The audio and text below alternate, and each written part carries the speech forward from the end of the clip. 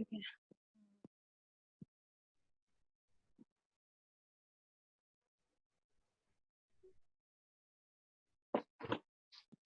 Okay, so we are having this webinar session which is hosted by the Photonics chapter at IIT Bombay. So here's just a small introduction about what we are and what we do. Uh, so the Photonics chapter at IIT Bombay is a group of students and faculties and enthusiasts who are researchers basically interested in networking among the photonics community. So the chapter formation happened in early September of 2019.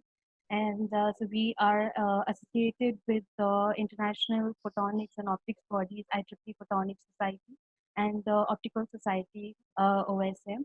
And so this was a chapter formation in September. And ever since then, we've been active with several activities, including research seminars by invited guests. So she was a professor from the Leibniz University. And then we've had Ask Me Anything sessions wherein the professors get to share their career path, the research experiences with the students, and the students get to closely interact with them. And we've had IIT Bombay as one of the very active POM hubs. The POM was the first photonics online meetup that was held in early Jan this year. And IIT Bombay was a very active hub in India. And yeah, so it was expected. So there was a very huge time difference, and still we had a very active participation of students till 5 a.m. that day. And so here's a snapshot of that. And we've had a lot of outreach activities, and this is one of our first outreach activity to the nearby school. So where we are motivated to train and educate the high school students to take optics to them and to show them what a career in optics and photonics would mean to them. And these are just glimpses of that. And so taking the student activities to the next level. So here we have a platform called LITE, which is LITE for Innovation, Thought, and Education. And so the Photonics group at IIT Bombay presents a series of talks and workshops called the LITE. And as you might be aware, so we have scheduled this for 2 days. So today we have the LITE talks, and tomorrow we have the LITE workshops following. So these are, our goal is to bring together bright minds to share knowledge and skills that really provoke conversations and ideas that matter. So this inaugural session of LITE Talks features our student speakers, Ebin Burgess, Devi Prasad, and Rajeshwari, walking you through the introduction to photonics, a career in photonics, and a better photonics research environment. So just a little small introduction about photonics. This is a science and technology of generating, controlling, and detecting light. So the characteristics of the waves and photons can be used to explore the universe, cure diseases, and even solve crimes. Scientists have been studying light for hundreds of years. Photonics explores a wide variety of wavelengths, not just the visible, but from gamma rays to radio, including the X-rays, UV, and the infrared. Photonics and optics underpin the technologies in our daily lives, ranging from smartphones, the laptops, the internet that we're using, the medical instruments, lighting, and much more. The 21st century will depend on as much on photonics as the 20th century depended on electronics. Begin with the webinar session. To begin with, we have Mr. Evan Verghese. He's a fourth-year PhD student at the IIT Bombay Monash Research Academy. He has completed his integrated master's in physics from IIT Trivandrum. Thereafter, he joined the IIT Bombay Monash Research Academy for doctoral studies.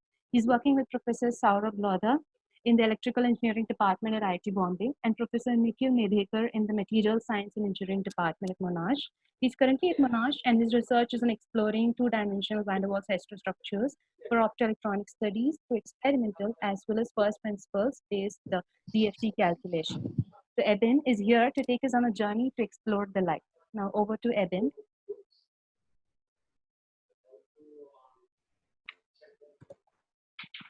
Hello, everyone. Good afternoon, and I hope I'm audible. Yes, Eben, we can. Okay, thank you. Thank you for the opportunity to talk. I'll share my screen right now, and probably switching off the video would be better.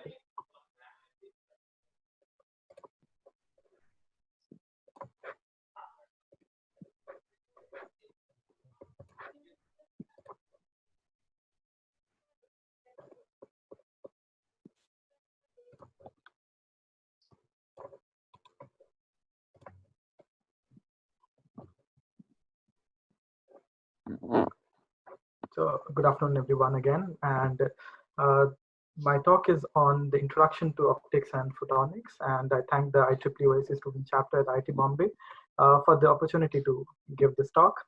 I'm a PhD student at IIT Bombay Research Academy and working with Professor Saurabh Lodha in the Electrical Engineering Department at IIT Bombay. So to start off with the talk, and this talk is all going to be about light and what has happened to light and what we can do with light. So the outline of my talk is as follows. I'll talk about the lead up to photonics and how it's different from optics.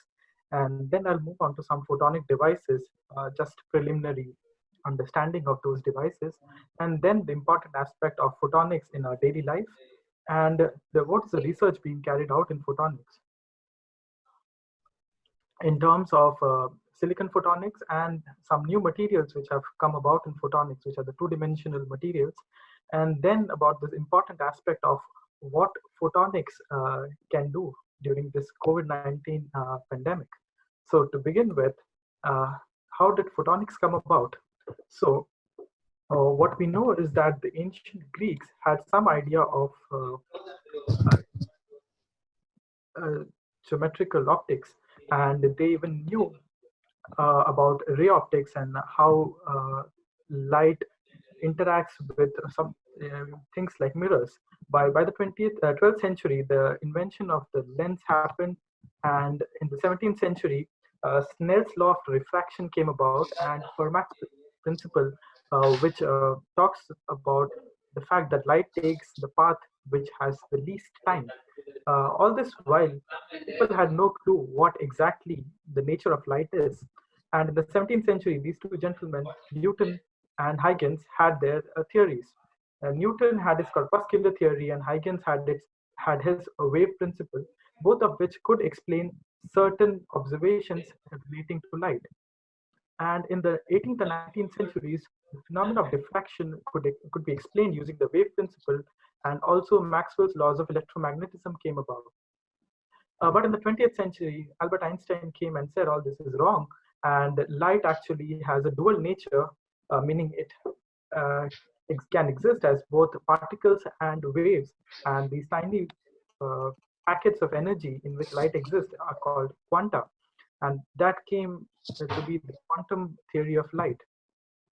And in the 20th century, the mid of the 20th century, with the development of this thing called maser, which is microwave amplification for stimulated emission of radiation in 1954 by these two gentlemen here, began began this exploration into several other photonic devices. That's where we get the word photonic, which comes from photons plus electronics.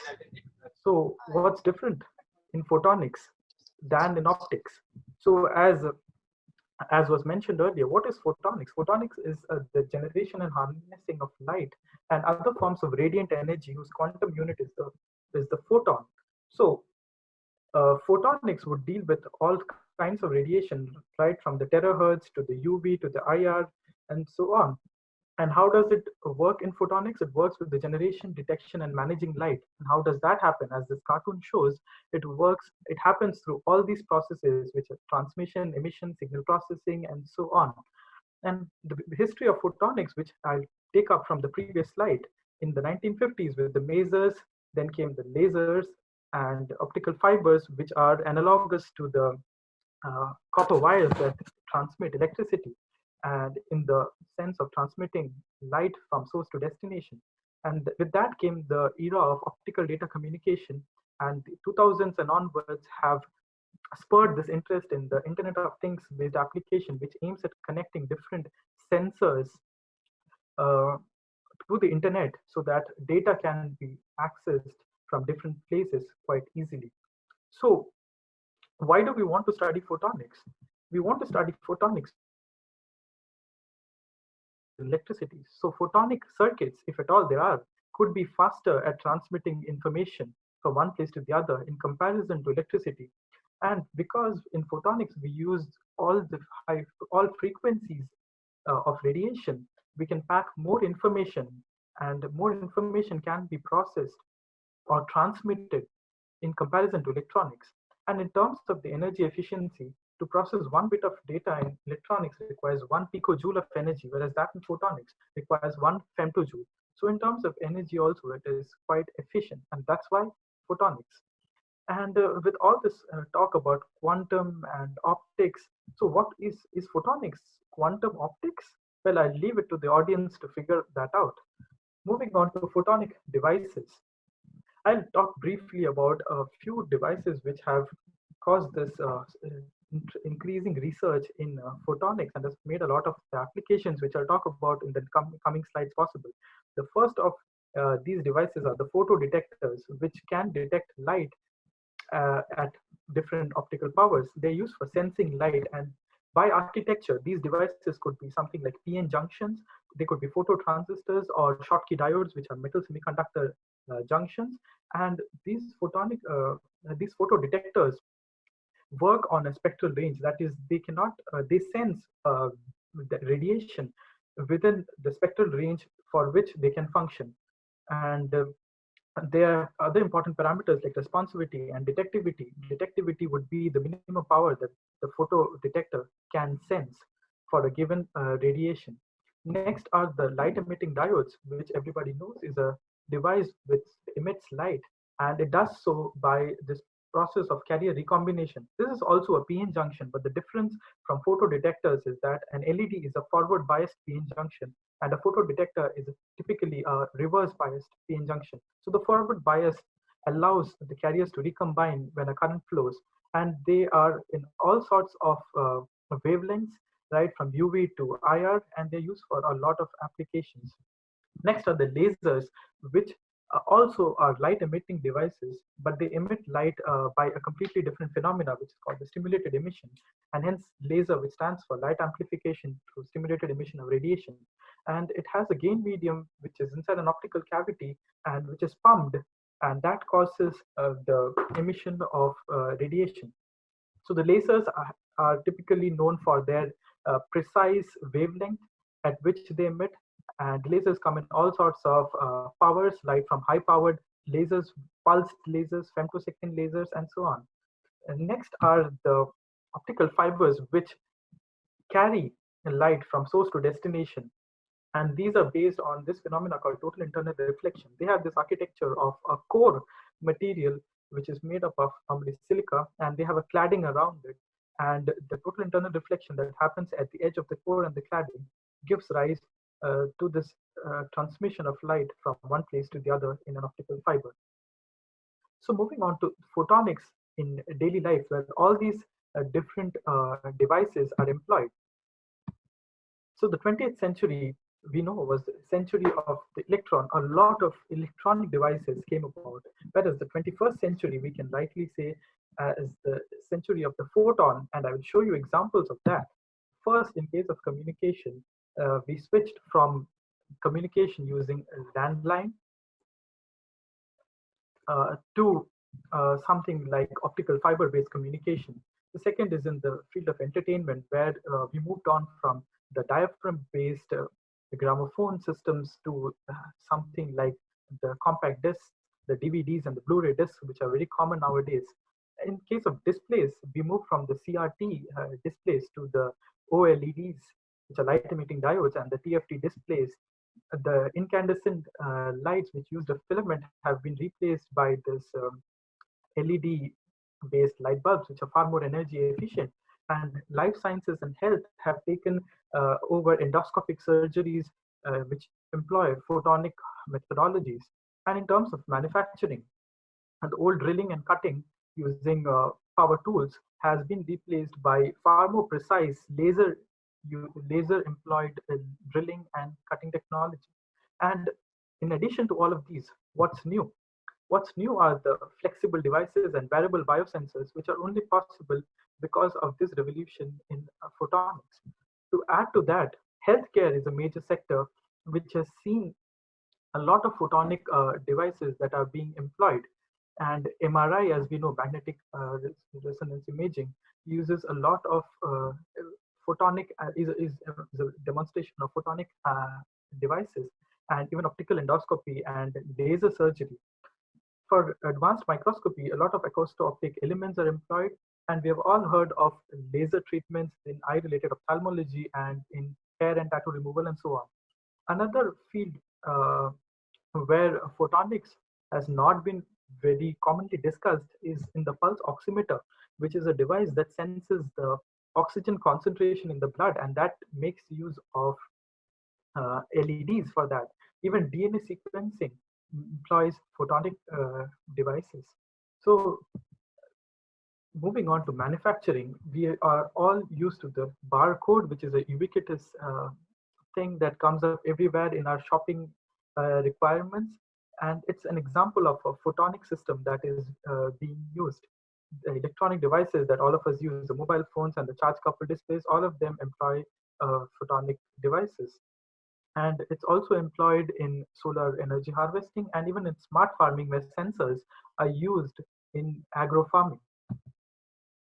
We know that the optical fibers are responsible for intercontinental internet access, and the fiber optic length across the globe reaches 28,000 kilometers, which is a huge contribution of photonics. And the photonics market in 2019 amounted to around 700 billion US dollar. And as we can see, a lot of optical components and medical components, lighting and communication have played a significant role and have seen growths of over 5%.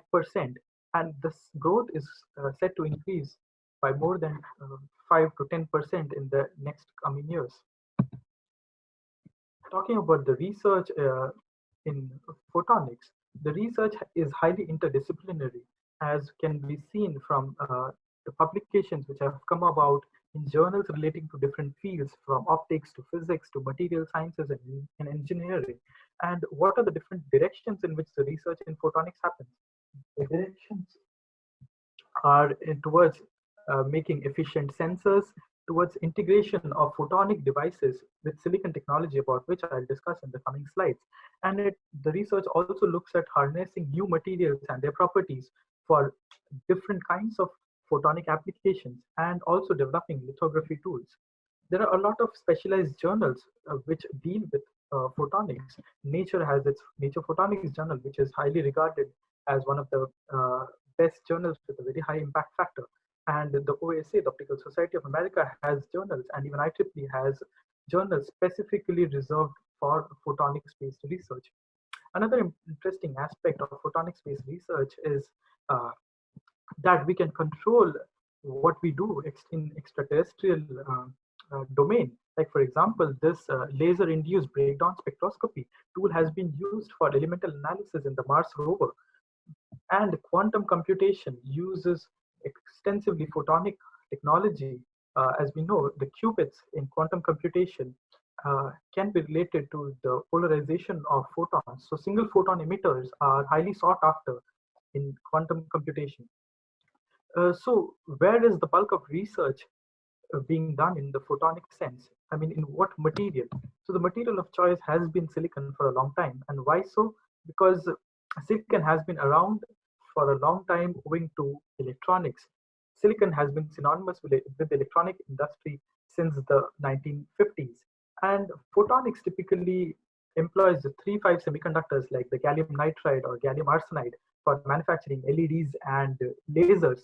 But the problem is that photonic devices made of 3-5 semiconductors cannot be directly integrated with the silicon technology, because both of them use different manufacturing technology. So the industry is not prepared to make both the technology compatible with each other. So is it possible that we can integrate the silicon integrated circuit technology with photonic devices? Well, it's possible, and that's the field of silicon photonics. How do we do that? We do that using the fact that the optical and the electronic components can be assembled on a single SOI chip instead of a silicon chip, where the SOI stands for silicon on insulator. The insulator is where the waveguides are typically grown in the SOI circuits, and the insulator typically is silica. And why do we need silicon photonics? We need silicon photonics because, as I had mentioned previously, light can enable faster data transfers over longer distances. And silicon photonics, the aim of it is to make the photonic technology compatible with silicon. and it is energy efficient, and we can store more information using the different frequencies of light. And this is an example of that. We can store information in different frequencies of light, thereby transmitting more information. So the overall aim is to have optical signals as well as electrical signals going into a single circuit. And Intel has done a lot of research into siliconizing photonics using different kind of photonic devices, and it has come up with this 50 Gbps silicon photonics link, which can transmit information from one chip to the other based on photonic technologies rather than electronics. The other materials which have gained a lot of attention recently are these two-dimensional materials. The first two-dimensional material was graphene, which is a two-dimensional sheet of carbon atoms. And the important thing to note is that graphene was known as the wonder material, and it got the Nobel Prize in 2009 owing to a lot of exceptional properties that it shows. It is a material with a zero band gap, which has enabled broadband photo detection from the UV to the NIR region, and it has resulted in high-speed photo switching devices. And vapor scale graphene integrated circuits have also been developed. The, the, the disadvantage of graphene when it comes to other optical applications is the band gap. So there are other two-dimensional materials like the black phosphorus or the transition metal compounds, which have band gaps ranging from zero point 0.3 eV to all the way up to 2 to 2.5 eV. So why are these materials quite prominent in research? Because these materials have high optical absorption and they are flexible. That is, for the upcoming applications in flexible electronics and biosensors, these devices play an important role. And in addition, these devices have opened up new fields of research, like the valleytronics in case of the 2D materials, in which, in addition to the spin degree of freedom, the valley degree of freedom of an electron sitting in a valley of the conduction band can also be used to transmit information. With all these 2D materials that are around, it is possible to construct these 2D heterostructures, because these 2D materials interact with each other via the van der Waals forces, and different materials can be stacked on one on top of each other, and they can be made to fulfill certain application requirements. Like, for example, this particular research which came out of our group recently talks about WSE to RES2 heterostructure, that is 2D materials that stacked one on top of the other, and the interface gives rise to a new band gap. The band gap of both the constituent materials is above 1 eV, and the interlayer band gap is around 0.7 eV, which enables the detection of light in the infrared region. Along with that, these devices have shown high responsivity and fast photo switching, which are used for photo detection applications. And along with that, they are also energy sources in terms of the photovoltaic sense, with large open circuit voltage and short circuit current. So these devices are custom made to fulfill certain applications. But this field of 2D materials is quite nascent, and a lot of research has to be carried out to have this implementation in the industrial sense. Moving on to the important aspect of photonics during this particular COVID-19 situation. What has photonics enabled in this situation are the following. We all know about the infrared thermography, which is used to screen people, and it's a non-contact method, and it makes use of these IR sensors. In addition, the molecular diagnosis, which involves testing, is carried out using this RT real-time PCR technique, which makes use of these narrowband visible laser diodes, and a lot of non-invasive biosensor technology is under development, which makes use of these photonic sensors. In addition to this, we know that the damage to the patient's lungs during coronavirus is monitored using the CT scans, which also makes use of photonic technology. In addition to that, pulse oximeters are also used to measure the oxygen level in blood, about which I had mentioned previously. In addition to all the testing, it is also required to detect the presence of antibodies in the body in relation to the SARS-CoV-2 virus. And that is done using this method called ELISA, which also involves multispectral imaging. In application towards vaccines and sterilization, photonics has been successful in these UV-based surface sterilization, which IIT Bombay has also been able to make successfully. So overall, photonics has an important role to play in dealing with the COVID-19 pandemic. To summarize, the roadmap of electronics and photonics looks like this. From early electronics to the electronic integrated circuits that we use commonly, it went through vacuum tubes and the transistors, and the improvement in a lot of scientific technologies led to this development. Similarly, from geometrical optics to lasers and optical fibers to nanoscale photonic integrated circuits, which we are trying to explore currently, we have also seen a growth in the photonic sector, which is set to increase even more because of all the applications that photonics enables. Thank you for your attention. And I'll open it for questions. I think that was a wonderful talk and it was really informative. It was a very informative introduction to photonics. So participants, in case of any question and answers, please raise your hand. I can unmute you.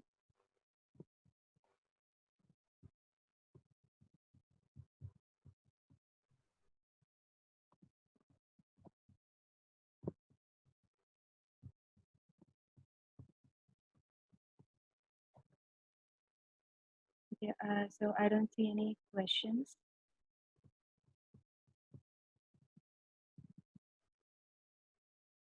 Okay, we have one question. Yeah, you can go ahead.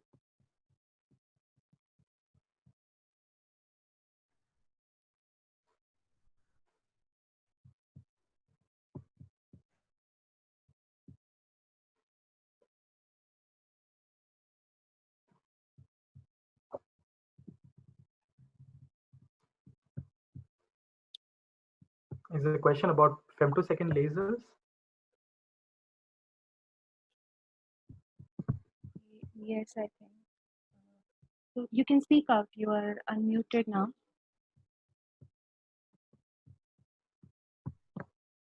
Okay.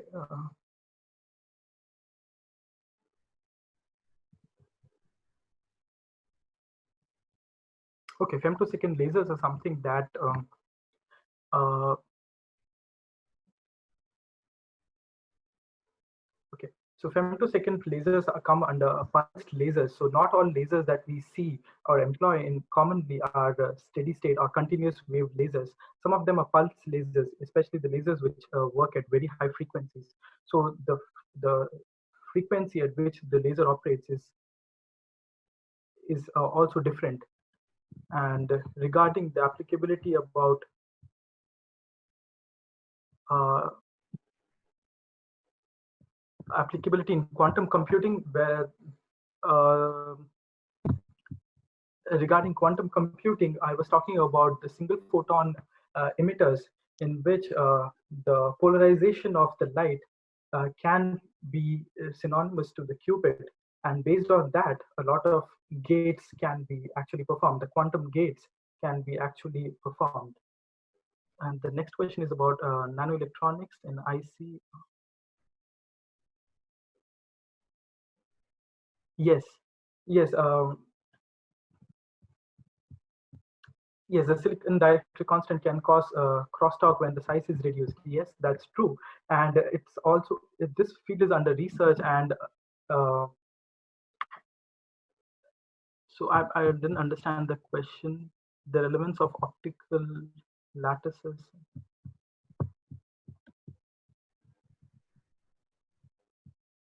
Yeah, optical lattices, if I understand correctly, are you talking about the metamaterials which can be used for?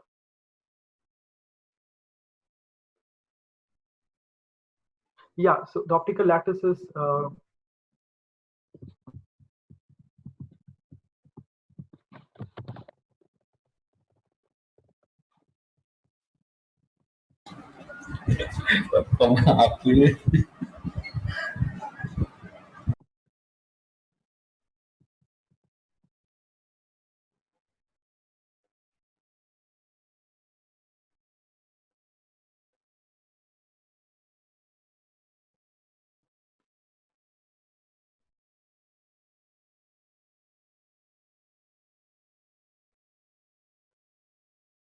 Okay, Deepali has got a question, so you can go Yeah, ahead. I would like to ask, like silicon is having the dielectric constant of 4.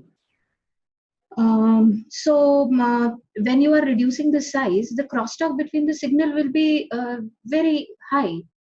So what other possibilities of using any other material instead of silicon?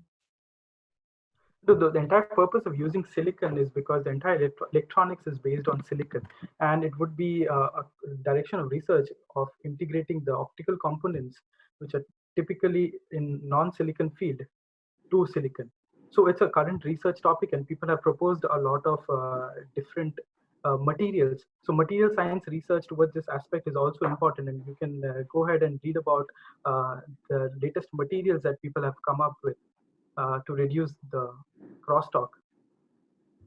Okay. I'm working on this porous silicon compounds, but the thing is, when the dispersion thing is there, so it is not very well easily dispersed in any kind of metric. So that is what the thing is like. Still, nanoelectronics is preferring silicon instead of the compounds which can reduce the dielectric constant other than silicon. Yeah, that's because as I mentioned, that the focus has been to incorporate materials into the silicon CMOS based technology, so that it enables it enables like a wholesome approach in which you can have light signals as well as electronic signals working in the same chip. So that has been the that is the ideal situation which is the goal of silicon photonics. And all these issues that you mentioned are problems which are being which are being solved by researchers. Yeah, correct. Okay, thank you. Edwin, we have one question. We'll take one last question from Debaditya. Sure. So you can speak out, Debaditya. Okay. Yesterday, I actually found some material on optogenetics and how they've been using optical fibers to stimulate neurons in the brain. So, do you have any idea about the field? I'm sorry, optogenetics is also quite new to me, and I don't have much idea about it. Okay. Sorry. So there's one other question. Meenakshi has been asking questions constantly. So Meenakshi, you can go ahead. Yeah, done. Hello.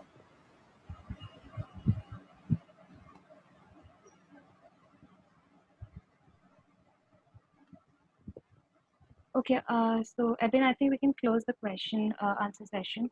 So thank you very much, Okay. Edwin. That was a great talk and Thank great you. Q&A session.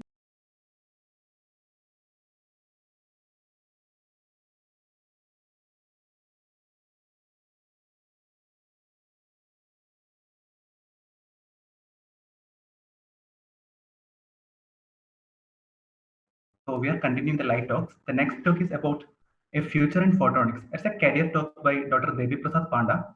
Dr. Devi Prasad Panda did his master's from IIT Bombay on electronics engineering. He received his PhD degree from IIT Bombay. His doctoral research focuses on the growth optimization of strain-coupled gallium arsenide as well as indium gallium arsenide content dots based IR detectors for hyperspectral imaging. So Devi Prasad will talk more about his personal experience, as well as his talk will be more useful to the students who are in final year of master's degree or in first year of PhD degree. He will explain how to choose a career in photonics, and he will share his personal experiences also.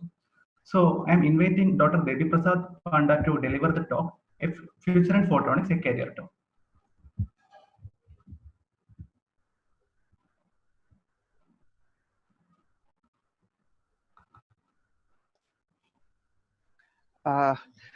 Hi, Ave. Thank you for the introduction, and good afternoon, everyone.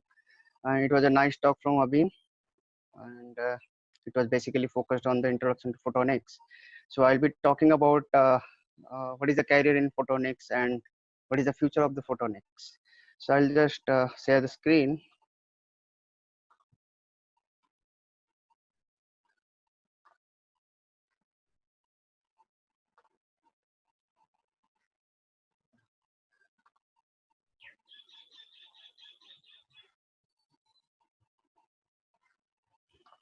Okay.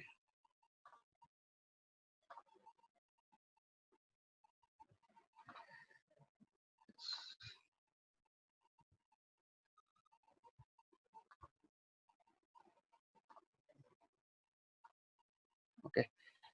So can you all see the screen now?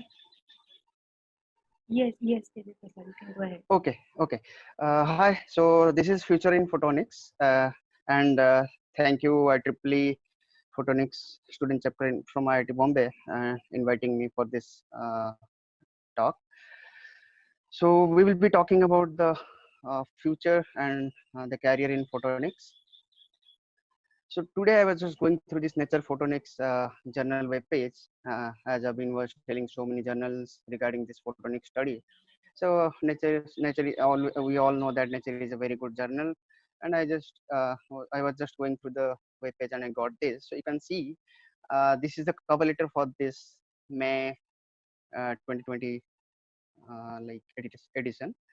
So you can see this is integrated quantum photonics. So you can guess that how this photonics is affecting the whole technology. And I would also like to say that you can go through this like manuscript. This is the editorial published paper, The Rise of Integrated Quantum of Photonics. So it is very nice paper. You can go through this article. So this is my outline.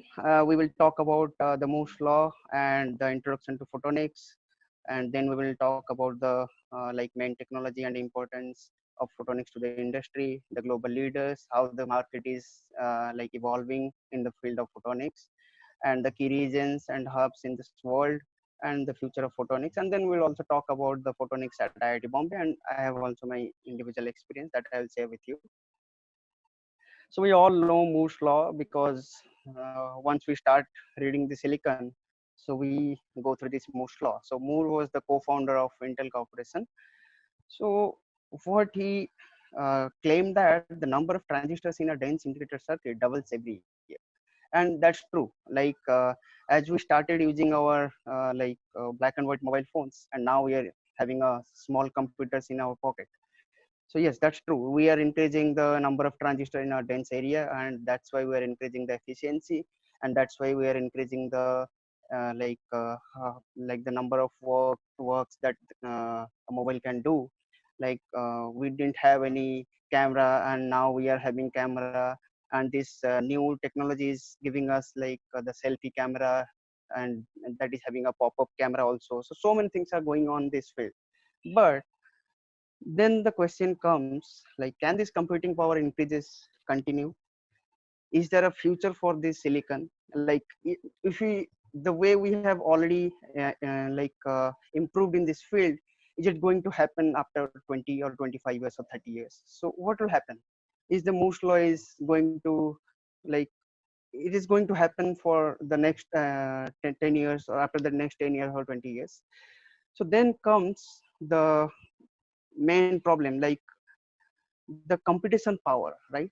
So we are increasing the number of transistors, that is true, but then the heat and so many problems are happening, and after a particular number we can't increase the number, and then the computation will be slower. So how we can improve this computation power? So we know that light is having a like this is very faster. Okay, so I would just like to give an example.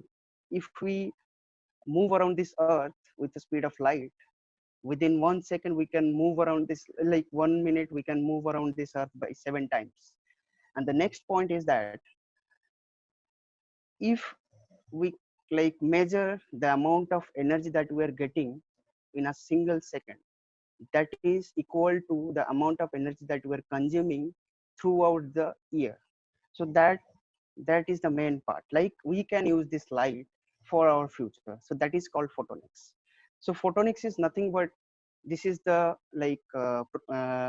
interaction of light with the matters, how the matter is changing with the light, how the properties are changed, how we can control the light with different kind of materials.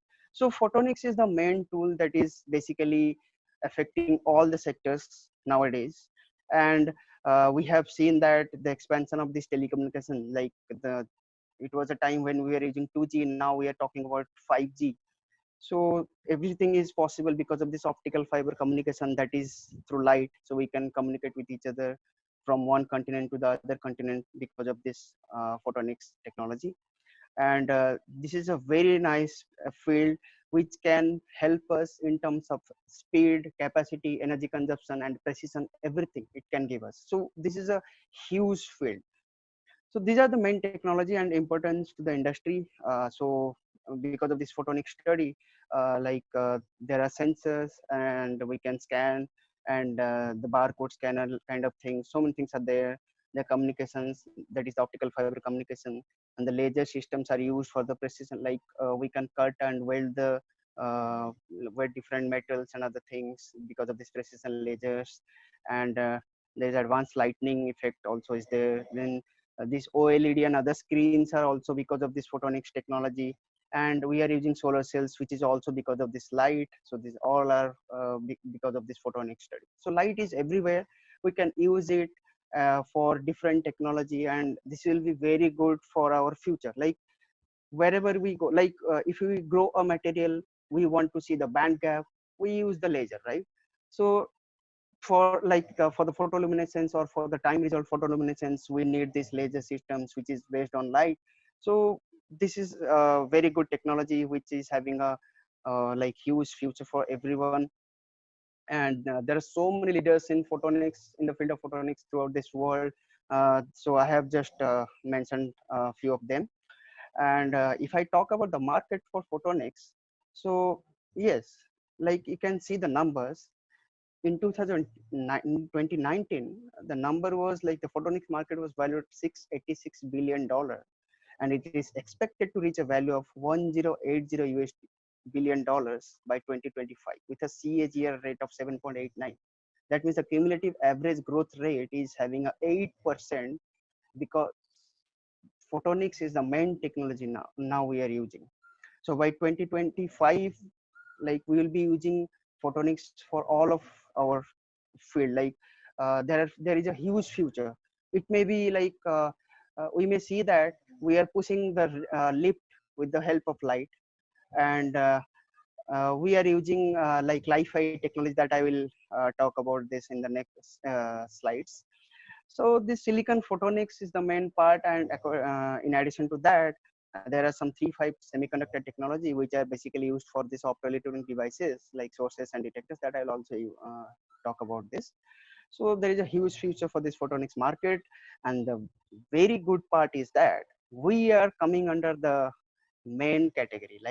If I show you this graph, the photonics market growth rate is going to increase with a very high rate in this Asia Pacific region. Okay, and you also know this because in the last 2-3 years, the number of mobile phones, the number of different technology based on photonics that we have started using, it has increased almost 3 to 4 times. So this is a very good technology, and we have a nice future. We can there's a huge growth in this field. And the key regions and hubs, so this is basically the companies which are working on this photonics field. So they are basically from the US, UK, Germany, France. So there are so many companies in Taiwan and Japan also. They are having this photonics technology. And there are so many companies who are fabricating lasers, LEDs, and so many things. So if you go to any international conferences based on photonics, you can see all those companies all over the world, and they will show you different components and how these people are working in this field to improve this technology, which will be cost effective and which will be very much useful. So many things people are working on this field. And so there is a future of the future is very high. I will talk about 6 points here. The first one is the growth in population and demand, and that you can guess what I'm talking about. And the population and demand means the more number of people will be using this technology, smart technology, the more number of photonic based devices and other technology like will come out. So there is a huge future for this. Then the next point is the technological innovation, like the way we are talking about the smart technology based on photonics. This is going on increasing, like now we think that everything should be through the cloud computing, and everything we should get from our mobile. We should not, we need not to use our laptop and other things when we are out of the out of home. So this technology is going to solve all these things.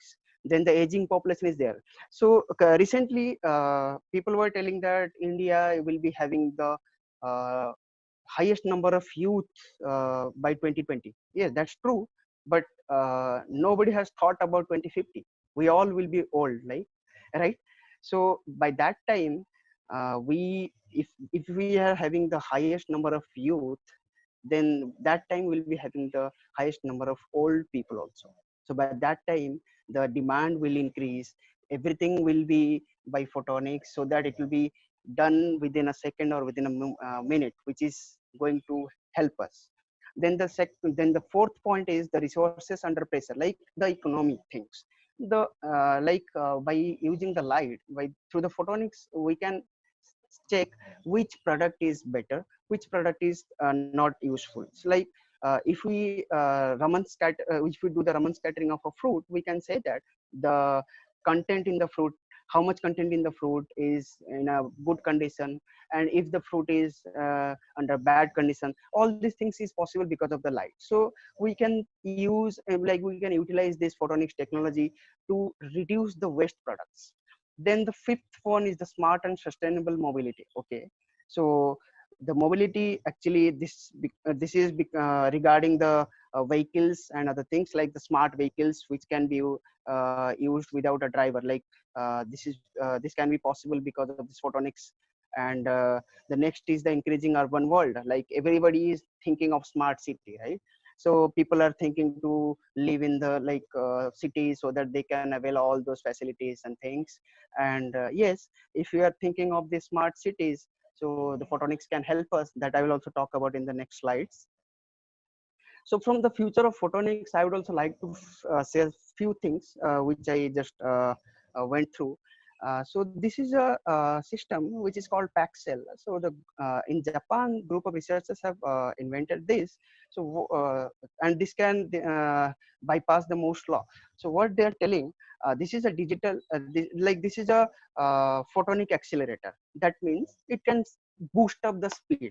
So what they are doing, they are just placing this accelerator in front of a digital computer. So, and by optimizing the speed and other things, they can increase the speed of the computation and other things, which will be the future of this photonics. And this can be also helpful in so many platforms, like in medicines, in drug testing, food testing, in biodefense. So many things can be possible because of this. So this is one example. And the next one is the Li-Fi. I hope you have heard about Li-Fi, that is light and fidelity, which refers to the visible light communication technology. That means as we are using Wi-Fi, but then there will be there is the Li-Fi. That means the communication or the data transfer is happening because of in the presence of light. If you switch off the light, everything is switched off, and if you switch on the light, everything is switched on. So you can do the process. And this is very good technology because it is having high efficiency, high speed, because speed is the main factor of light, and availability is the factor because we have light everywhere. And this is also cost effective, and it is also secure because light can't propagate through the opaque structure. And if you are inside a home, and so if you are using this Li-Fi technology, so nobody out of this home can use this Li-Fi technology, and there is a high security for this technology. And then the smart city that I talked to you about before 2-3 slides. So everything will be controlled in a smart way. So we can use this photonics technology for this for building this smart city. Like I'll just like to give you an example. Like if I wake up in the morning 4 a.m. and I want to go to my office, and it is dark, but when I am walking through the road, so the nearby lights are switching on and switching off as I am moving. So we are using this photonics technology, and we can use this photonics technology to save energy, because now we are in a mode of we are having very less energy remaining. So we can use this light technology for everything, which can useful for our future. So IIT Bombay is having a huge availability in this photonics research. We are having growth of this photonics, like this semiconductors. We can characterize all those devices, and we can optimize all of them, and we can recycle this process so that we will get an optimum device structure. So I am just showing here. These are the molecular beam epitaxy system, which are used for the high quality epitaxial growth, and these are all ultra high vacuum systems, so the quality of the growth is very good. I will show a TEM image after this slide.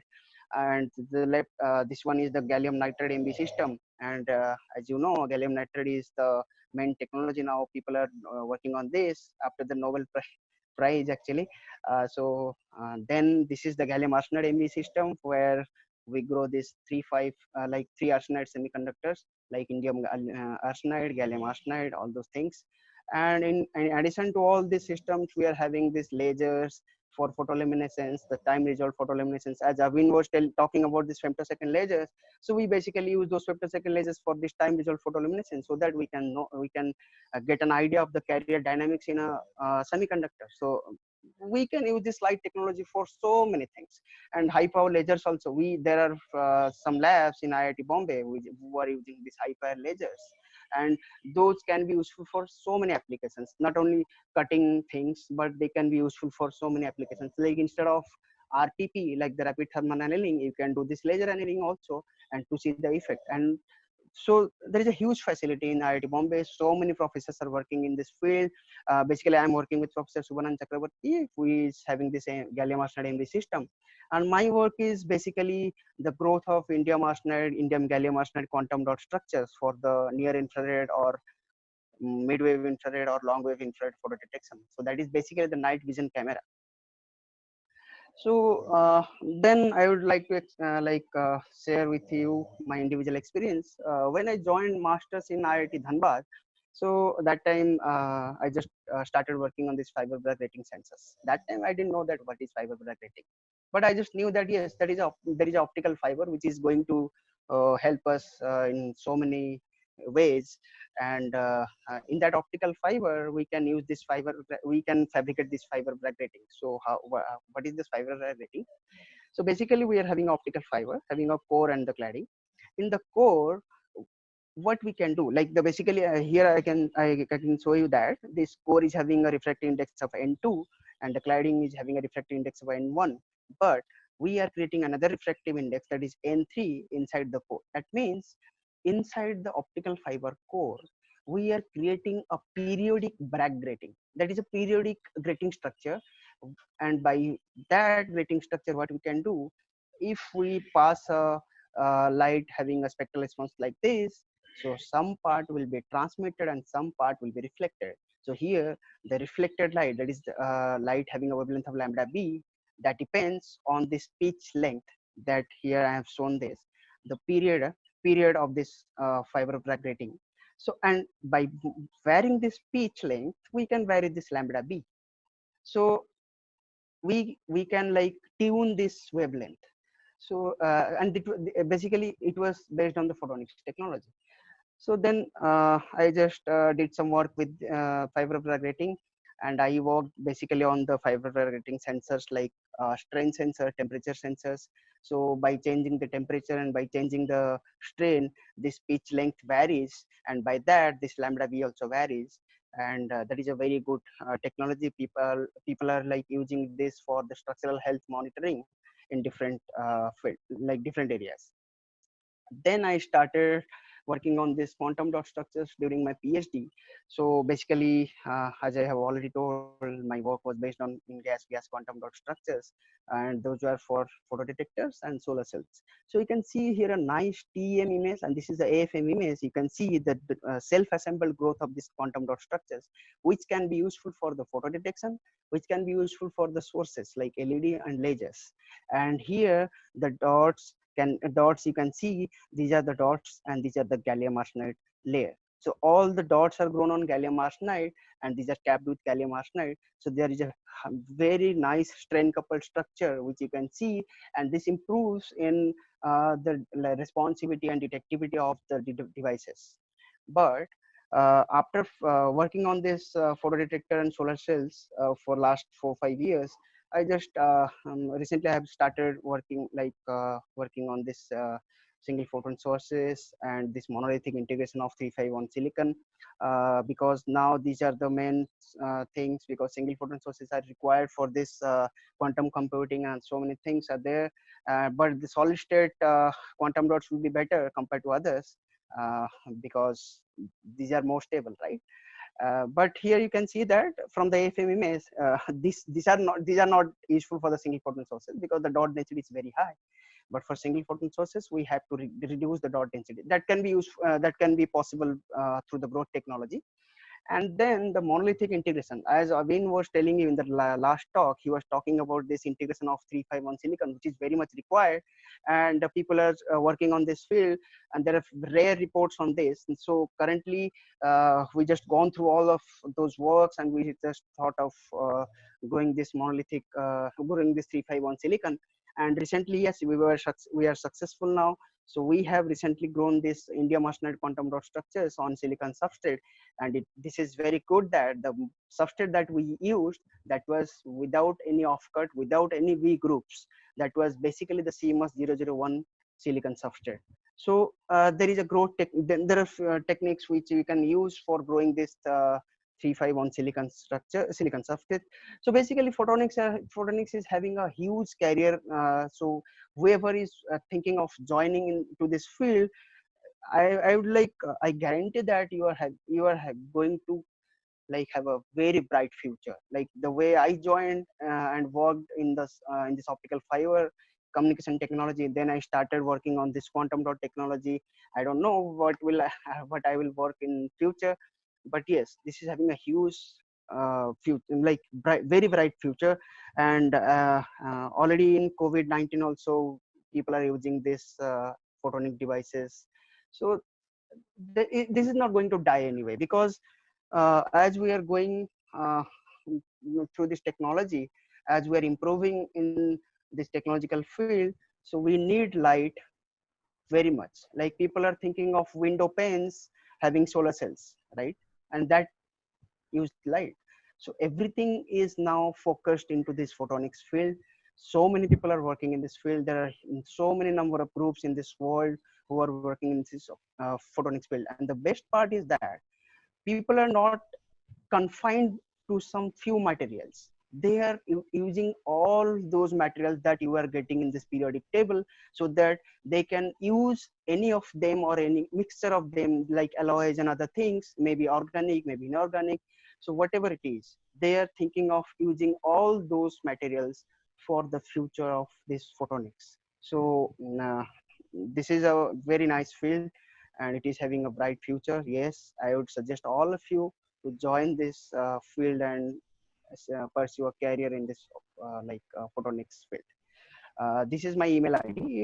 If you have any queries and any thing regarding your career and other things, I would like to help all of you, if like the as much as I can. So you can email me if you have any queries, and thank you for your attention. Thank you very much.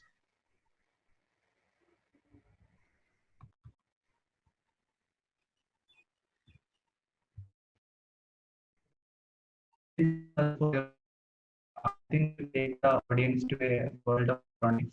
You shared all your personal experience of what is exciting you in the future photonics and what the facilities that we available to do research in IIT. So It's a very nice talk. You introduce the field photonics as well as you give enough reasons for how to join the field photonics. Now it's the time to question and answers. If students doing masters as well as first year PhD, if you have any doubt about choosing a career in photonics, you can also ask these questions in between in this Q&A session. So let's start the Q&A session for Devi Prasad. So I got a question here from Meenakshi. Yes, why we don't have many industrial hubs based on photonics unlike other countries you discussed in your presentation? Are there any startups? Yeah, basically, see, the thing is that can you? Yes, am I audible to Meenakshi and all of you?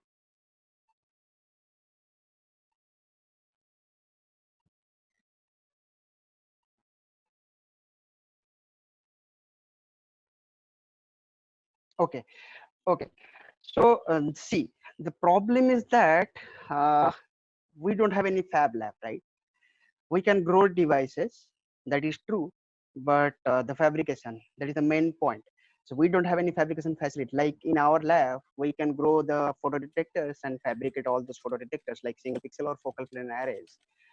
But industry, yes, that's true. Like there should be an initiative from the industries or the new startups, new people, like people who can do the startups by collaborating with the research, like the professors or the companies who are doing research in this field. Yeah, this is possible, but we have to collaborate with people, maybe from other countries. But that is possible. We can do that.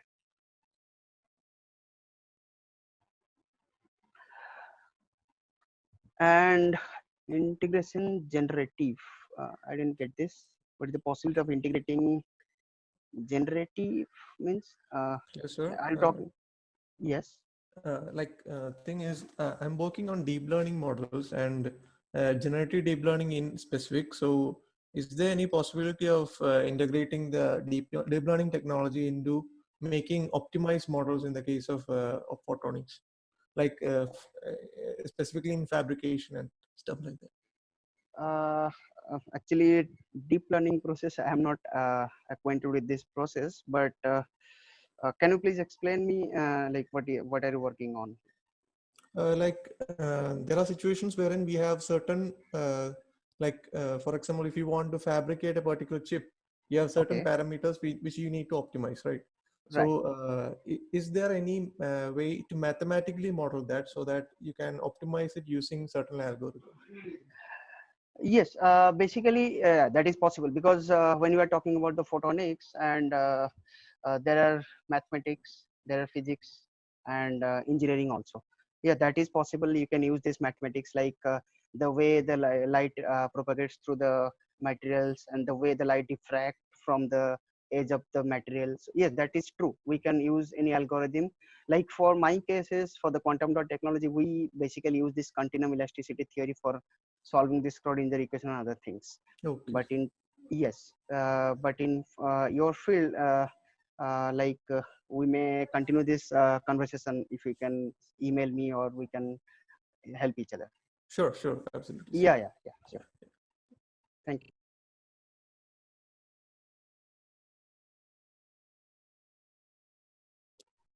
Okay, Devi Prasad, I don't see any questions. So thank you. Thank you very much. So Okay, it was really motivating and informative. I'm sure of that. So, thank you very much.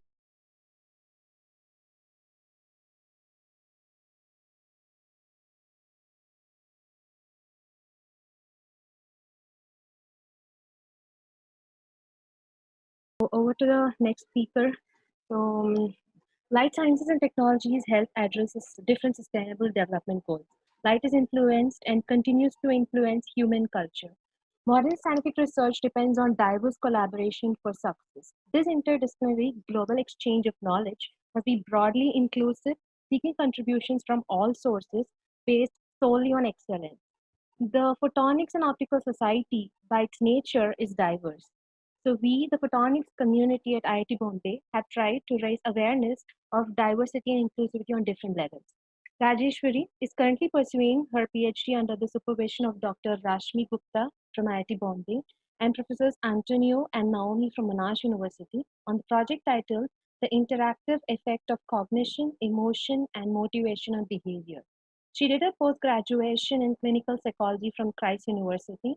Her master dissertation was on effectiveness of hypnotherapy on sociability aspects of children with autism. After graduating, she has worked as a special educator at APL Global School. Her keen interest in cognition, biological psychology, and interactive models to explain behaviors that are applicable in real life drove her towards the project at IIT Monash Academy. So over to Rajeshwari now. Embracing inclusivity and diversity. Thank you so much for that wonderful introduction, Lakshmi. So I hope that this will be a smooth transition after your a lot of technical talks that we've had for the day into a lot more general topic. So I'll be sharing my presentation with you.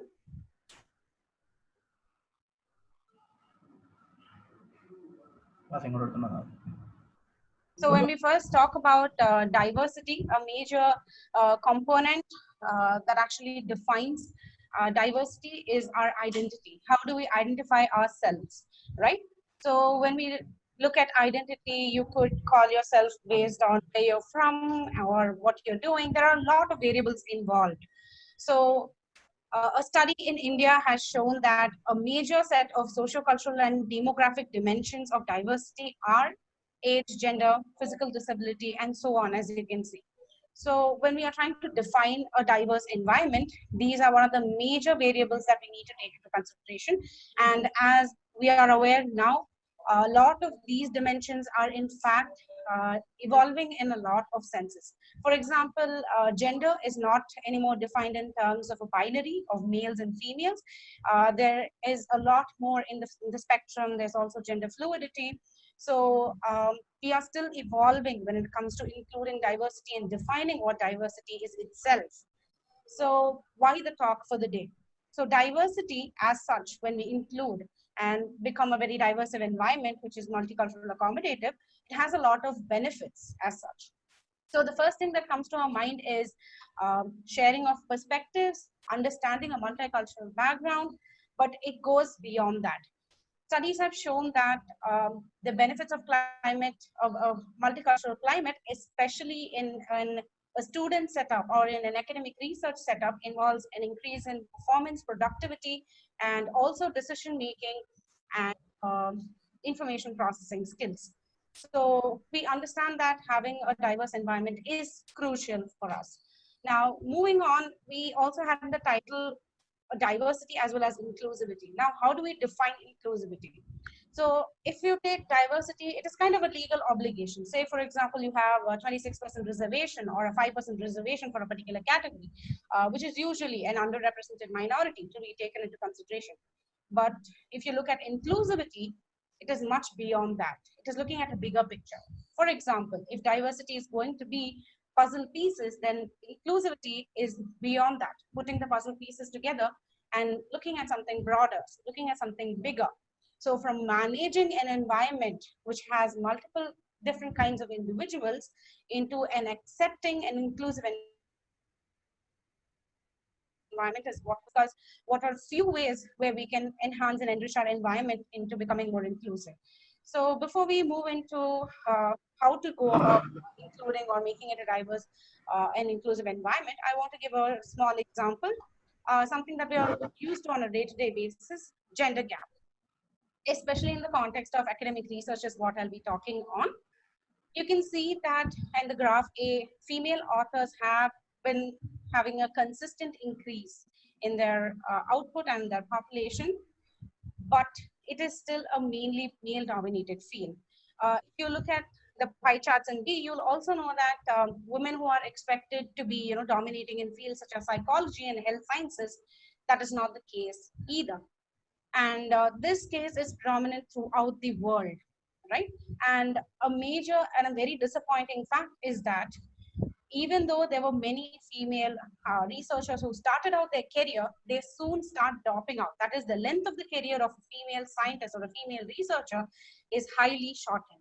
So when we look at gender gap, we think of a lot of reasons, and I would like to enlighten, especially point out a couple of these factors. The first one that we all think about is at mainly recruiting stage, we have stereotypes that come into play.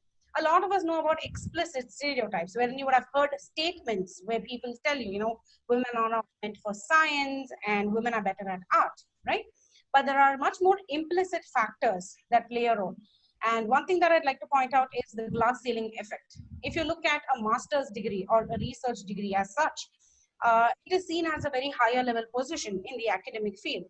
So there seems to be, as research says, minorities seem to have an upper limit, which seems to be not very clear, which is why we call it as a glass ceiling.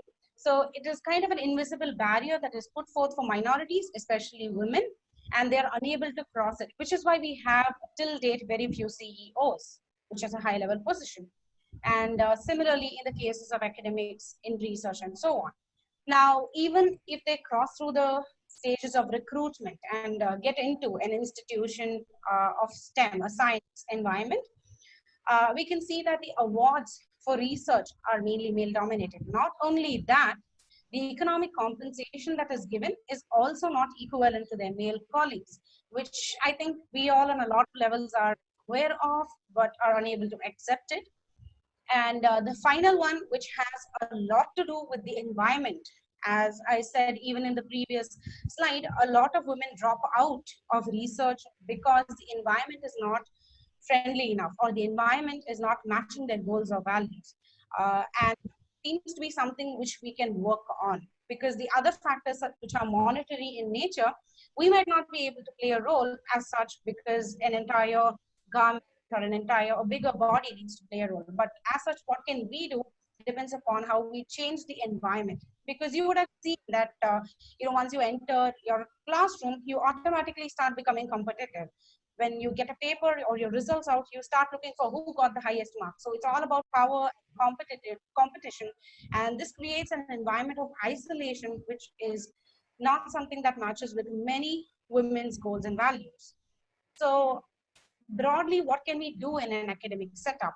So as an individual, we can see that there are two factors or two areas where we can work on. First one being empathy and compassion, and the second one being microaggression. So the first point, when I talk about empathy, often as a psychologist, I get, you know, a lot of questions on how do you differentiate between sympathy and empathy, right? So sympathy is something where you look at an individual. Say, for example, your classmate comes into class, they are offended by something or they are disappointed, they are in a very bad state. So all you can say is, oh, I feel bad for you. Right now, that is sympathy. You take pity on them, you are upset, you have emotions invoked which are your own, and you're kind of reciprocating, right? But empathy involves wearing their shoes, as the common definition goes, wherein you try to be more understanding. Now, from understanding stems compassion. Okay, so next time when you're talking to your friends, when they're upset or when they want you to listen, try saying, oh, I can only imagine, or I'm trying to understand what you're saying. That will create a major impact rather than saying, I feel bad for you, right? So having an open mind or being receptive to a diverse environment starts with being empathic and being compassionate towards accepting different kinds of individuals. And the second one is being aware of microaggressions, which involve very negative, condescending behaviors or insults more commonly that we see in a very diverse environment. So microaggressions are especially important because they will not be a very strong, explicit act, right? But it will be small, small actions such as name calling, or when you're talking to someone and if someone belonging to a minority makes a comment and you are being condescending to them, although everyone might laugh it off or find it as a joke, the individual who is from the underrepresented or the minority area will take an offense to it. So how do you know you are being microaggressive? Is because the other person gets offended by it. So that's how you become aware of it, right? So moving on, as I said, the environment plays a major role, and we'll be looking at what you can do.